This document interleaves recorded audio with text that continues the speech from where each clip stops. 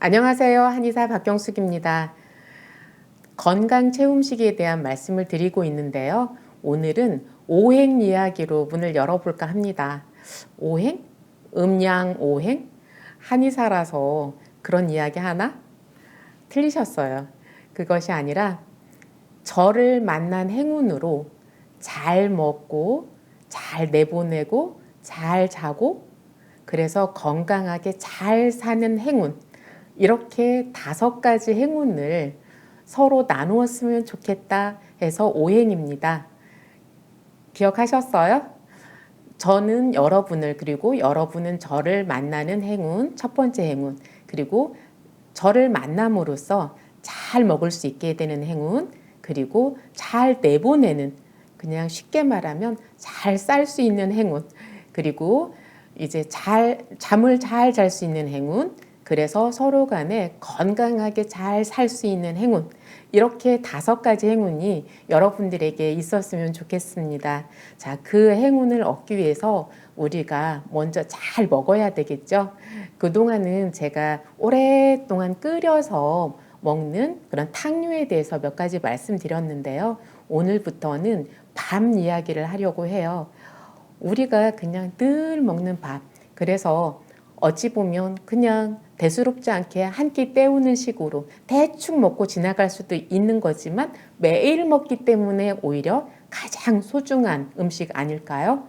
자, 밥 중에서도 나한테는 어떤 밥이 더 건강을 도와줄 수 있는지 이런 힌트를 여러분들이 얻으셨으면 좋겠어요.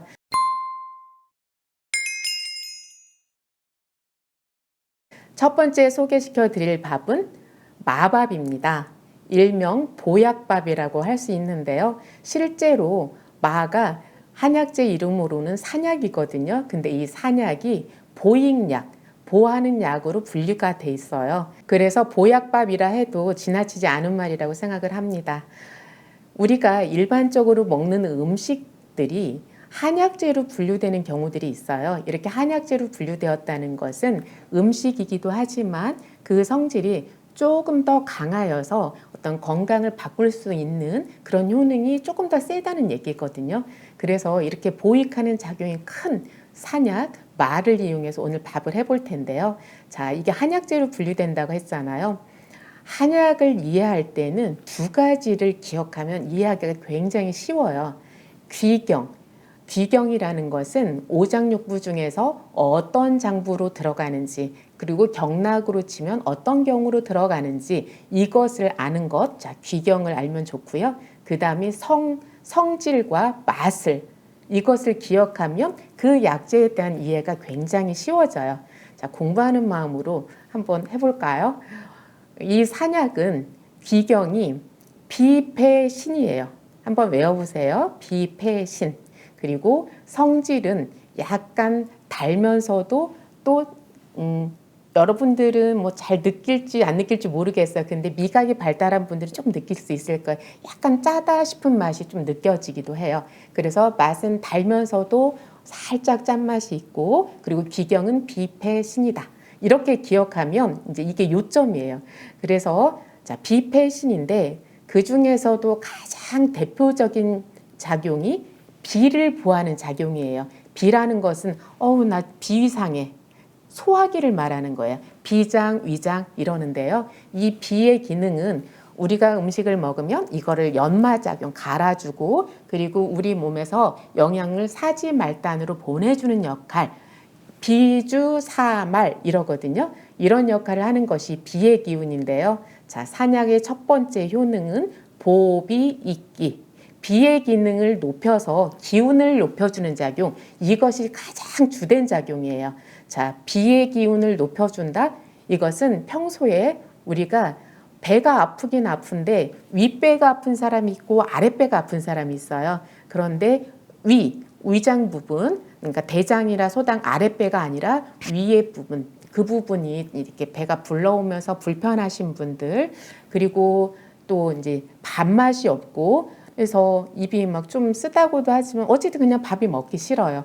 그리고 설사를 자주 하는 분들, 이런 분들이 비의 기운이 떨어져 있는 거예요. 그리고 이제 그냥 손발의 기운이 좀 잘 빠지고 이렇게 그래서 오래 걸어 다니기 싫고 막 이런 사람들 이런 분들이 이제 비의 기능이 떨어져 있는데요. 이런 것들을 보하는 기능이 있는 것이 이 산약이에요. 산약은 비의 기운을 북돋는 것이 첫 번째 작용이라 했는데요. 두 번째 효능은 폐의 기능을 도와주는 거예요. 그래서 폐의 기능을 도와서 가래는 없는데 자꾸 마른 기침을 하시는 분들 이런 분들에게 도움을 줄 수 있고요. 그리고 폐주 피모라는 말이 있어요. 폐의 기능은 우리 몸에 나 있는 이제 털럭이라든지, 그러니까 털럭이라는 게 작은 털이라든지 머리카락 이런 것들 그리고 피부 이것을 폐가 주관한다는 거예요. 그래서 피부가 늘 건조하고 말라 있으면서 머리카락에 윤기도 없고 그리고 우리 몸에 나 있는 털들도 만약에 이렇게 그냥 버석버석하고 거칠어진다? 그러면 폐의 기운이 약해진 거라고 할 수 있어요. 그래서 폐가 폐의 기능을 도와서 마른 기침을 좋아지게 하고 그리고 이제 우리의 머리카락이라든지 이 피부를 윤택하게 하는 작용 이것을 산약이 하는 거예요. 그리고 신장의 기운을 도와주기도 하는데 그런데 신장의 기운을 돕는 기능보다는 주로 비의 기운, 폐의 기운을 돕는 게 더 우선이에요. 자, 그런데 이제 비폐신을 떠나서 산약이 하는 주된 작용은 또 새는 것을 막아주는 기능이 있어요. 자, 우리 몸에서 새어나간다. 어떤 게 있을까요?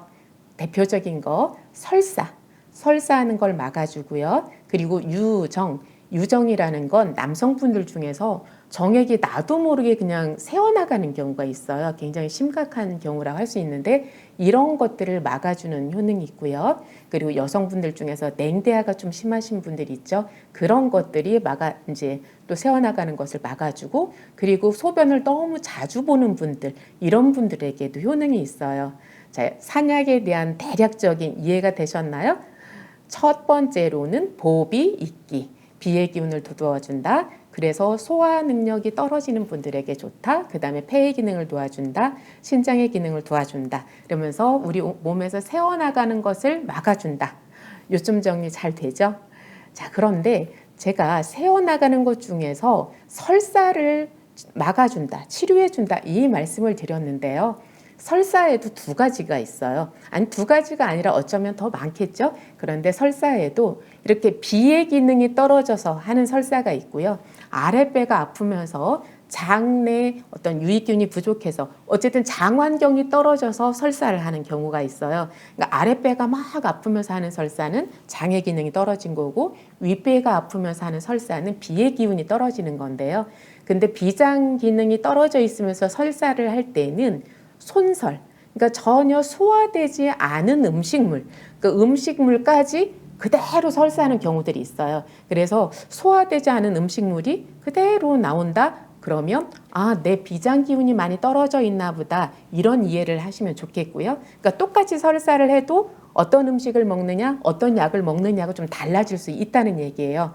그런데 내 설사를 하긴 하는데 그렇다고 해서 음식물 찌꺼기가 그대로 나오는 게 아니라 소화된 형태로 해서 설사를 한다? 그럼 그건 장의 기능이 떨어진 거예요. 그럴 때는 이제 유산균이라든지 먹는 약도 좀 달라지는 거죠. 자, 이렇게 되는데요. 자, 산약에 대해서 이해가 어느 정도 되셨나요? 자, 그렇다면 오늘은 이 산약을 이용한 맛있는 밥을 지어 보겠습니다. 평소에도 제가 밥을 지을 때 황태 육수로 밥을 지으라는 말씀 많이 드렸죠. 자, 그래서 마밥을 할 때도 예외가 아니에요. 황태 육수를 한번 끓여 보았어요. 그래서 뭐 양파 껍질까지 해서 양파 넣고 대파, 그다음에 마늘, 그리고 황태, 콩, 다시마 이런 재료들을 넣고 이제 육수를 끓이는 거예요. 마침 육수가 다 떨어져서 오늘 육수를 끓여봤거든요. 자, 이렇게 황태 육수를 준비하고요. 그 다음에 쌀을 씻어서 이제 준비를 하는데 오늘 준비한 쌀은 현미도 아니고 칠분도미도 아니고 그냥 이제 일반 하얀 쌀에 가까운데 그런데 쌀론이 살아있는 배아미를 준비했어요. 그래서 이 쌀에다가 이제 쌀을 씻고 이 쌀에다가 황태 육수를 붓고 밥을 하면 그냥 황태 육수 밥이잖아요. 그런데 황태 육수 밥에 그 위에다가 이제 마가루 산약을 얹어서 밥을 하는 거예요. 자, 그런데 산약을 이용하는 방법에 산약을 그대로 이제 센 것을 말렸어요. 말린 것을 그대로 사용하는 방법이 있고 이것을 살짝 볶아서 사용하는 방법이 있어요. 이게 효능이 살짝 달라지거든요. 그러니까 우리가 생강을 먹을 때에도 생강차를 마실 때에도 그냥 이제 싱싱한 생강을 썰어서 이렇게 차를 끓여 마시는 방법이 있고요. 이것을 말려서 덮어서 차를 끓여 마실 때하고 효능이 달라요. 그래서 우리 몸에서 소화 기능을 도와줄 때는 그냥 생강을 쓰고요. 이제 몸을 따뜻하게 할 목적으로 할 때는 건강, 생강을 말려서 덮어서 쓰거든요. 이것처럼 이 산약을 어떻게 쓰느냐에 따라서 효능이 달라지는데요. 산약을 그냥 말린 거를 센 것으로 그대로 쓰면 자음하는 효능이 있어요. 자음한다? 이것은 논에서 이렇게 물을 가두어 두듯이 우리 몸의 진액이라든지 어떤 수분이라든지 이런 것들이 잘 보충이 되게 도와주는 또는 신장의 기운을 이제 도와주는 이런 효능을 기대할 때는 그냥 산약을 센 걸로 쓰는 거예요. 그런데 이제 주된 작용, 보비 있기, 비의 기운을 높이기 위해서 쓸 때는 이 산약을 살짝 볶아서 이렇게 이제 누런 빛이 살짝 띄게 해서 쓰는 것이 효과가 좋아요. 그래서 이제 사진을 보면서 이해를 하시면 이렇게 이제 하얀색을 띄는 것은 그냥 생 것을 갈아 놓은 거고요. 그리고 이렇게 살짝 볶아서 이제 미황색 이런 걸 띄게 이렇게 볶았어요. 자, 이것을 이제 황태 육수를 부은 그 위에다 가루를 넣는 거예요. 그리고 숟가락으로 한번 휘 저어주고요. 이렇게 해서 이제 딱 눌러서 밥을 하면 완성이에요. 자, 어떠셔요? 뭐 글쎄요, 색깔은 뭐 별로 예쁘지는 않죠? 예쁘다고 하실 수도 있겠고, 그런데 이것을 먹으면 이제 속이 편해지기도 하고, 그리고 좀 살이 찌는 데도 도움이 될 수 있어요.